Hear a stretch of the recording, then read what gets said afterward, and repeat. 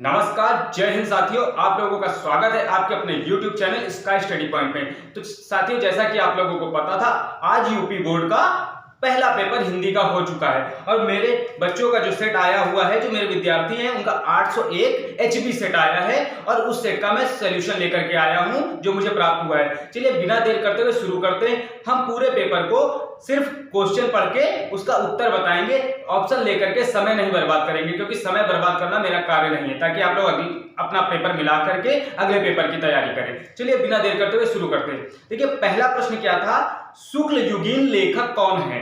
तो इसका उत्तर हो जाएगा माखनलाल चतुर्वेदी। ऑप्शन के हिसाब से माखनलाल चतुर्वेदी इसका उत्तर हो जाएगा। दूसरा प्रश्न क्या है, गुनाहों का देवता किसकी रचना है? तो यानी क्या विधा पूछा है, रचना नहीं पूछा है। तो रचना तो धर्मवीर भारती जी की है और विधा पूछा है, तो गुनाहों का देवता जो विधा है एक उपन्यास है, तो ऑप्शन नंबर सी सही हो जाएगा। अगला, किशोरीलाल गोस्वामी की रचना है, तो इसका ऑप्शन नंबर डी यानी इंदुमती सही हो जाएगा, क्योंकि किशोरीलाल जी गोस्वामी जी की रचना इंदुमती ये मौलिक कहानी थी इनकी। फिर प्रश्न नंबर 4 क्या है, ध्रुव स्वामिनी के लेखक हैं, तो ध्रुव स्वामिनी के लेखक जयशंकर प्रसाद जी हैं, इसका ऑप्शन नंबर ए सही हो जाएगा। प्रश्न नंबर 5 क्या है, संस्कृति और सभ्यता के निबंधकार हैं, तो देखिए इसमें आपका कोई भी ऑप्शन सही नहीं है, इसका आंसर जो है रामधारी सिंह दिनकर होगा, क्योंकि इन चारों ऑप्शन में कोई भी सही नहीं है। हो सकता है सभी बच्चों को इसके पूरे यानी एक अंक सभी बच्चों को मिलेगा। संस्कृति और सभ्यता जो है रामधारी सिंह दिनकर का निबंध है, उनका इसमें नाम नहीं दिया हुआ है, इसलिए इसमें कोई भी ऑप्शन सही नहीं होगा। प्रश्न नंबर 6, भाव विलास के रचयिता हैं, तो भाव विलास के रचयिता देव हैं। फिर प्रश्न नंबर 7 क्या है, रिक्ति मुक्त काव्य धारा यानी रीति मुक्त काव्य धारा की रचना कौन सी है? तो इसमें जो है सुजान सागर रिक्ति मुक्त काव्य धारा की रचना है। अगला है, दूसरा तार सप्तक का प्रकाशन यानी प्रश्न नंबर 8 क्या है, दूसरा तार सप्तक का प्रकाशन कब हुआ था? तो सन 1951 में हुआ था। प्रश्न नंबर 9, प्रगतिवादी युग के कवि हैं, तो प्रगतिवादी युग के कवि ऑप्शन के हिसाब से शिव मंगल सिंह सुमन हो जाएंगे, यानी ऑप्शन नंबर ए सही हो जाएगा।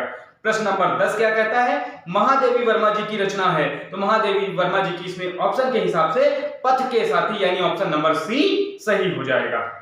अगला है, विंध्य के वासी उदासी तपोव्रतधारी महाबिनु नारी दुखारे, प्रश्न नंबर 11 है ये, और इसका पूछा कौन सा रस है? तो देखिए दुख की बात हो रही है, तो करुण रस है, स्थायी भाव इसका शोक होता है। प्रश्न नंबर 12, जहां उपमेय में उपमान की संभावना प्रकट की जाए वहां रूपक अलंकार होता है। ज्यादातर बच्चों ने से जो है उत्प्रेक्षा अलंकार लगाया होगा, प्रश्न नंबर 12 में उत्प्रेक्षा अलंकार नहीं होगा, इसका होगा रूपक अलंकार, क्योंकि जहां पर उपमेय में उपमान की समानता प्रकट की जाती है यानी बराबरी की बात की जाती है, वहां पर क्या होता है, जो है रूपक अलंकार होता है। यहाँ पर उपमेय में उपमान की संभावना प्रकट की जाती, वहां पर उत्प्रेक्षा अलंकार होता है, लेकिन यहाँ पर समानता की बात की जा रही, तो इसका आंसर क्या हो जाएगा, ऑप्शन नंबर बी रूपक अलंकार हो जाएगा।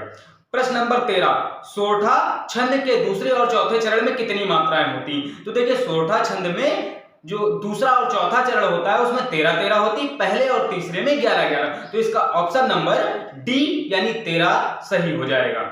अगला है प्रश्न नंबर 14, अपव्यय शब्द में जुड़ा उपसर्ग क्या है?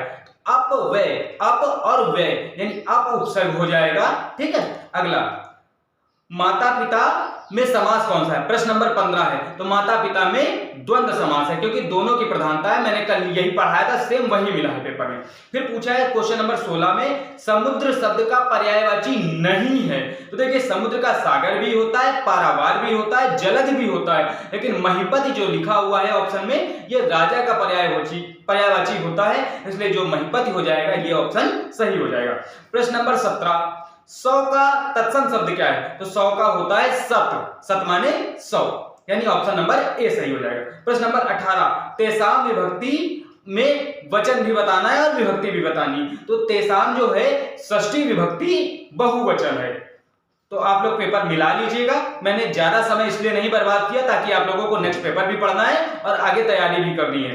प्रश्न नंबर 18 क्या है, तुमसे सोया नहीं जाता, तो यहाँ भाव प्रकट कर रहा है, तो ये भाववाच्य हो जाएगा, यानी 19 नंबर का उत्तर क्या हो जाएगा, भाववाच्य, यानी ऑप्शन नंबर बी। फिर प्रश्न नंबर 20 में विकारी पद नहीं है, तो यहाँ पर रमेश कोई विकारी शब्द नहीं है, क्योंकि सभा का सभाएं हो जाएगा, प्रतिदिन का प्रतिदिन भी हो सकता है, गाय का गाय भी हो जाएगा, लेकिन रमेश विकारी शब्द नहीं है। इसलिए आप लोगों का पूरे मैंने 20 प्रश्न हल करवा दिए। अगर वीडियो अच्छा लगा तो लाइक शेयर सब्सक्राइब कीजिए। हम अगले पेपर का वीडियो लेकर के आएंगे और अच्छी तैयारी कीजिए। मैथ की तैयारी करने के लिए हमारे चैनल में दिए गए जो है वीडियो को सब्सक्राइब कीजिए, देखिए आपका पूरा पेपर बहुत अच्छा जाएगा। धन्यवाद।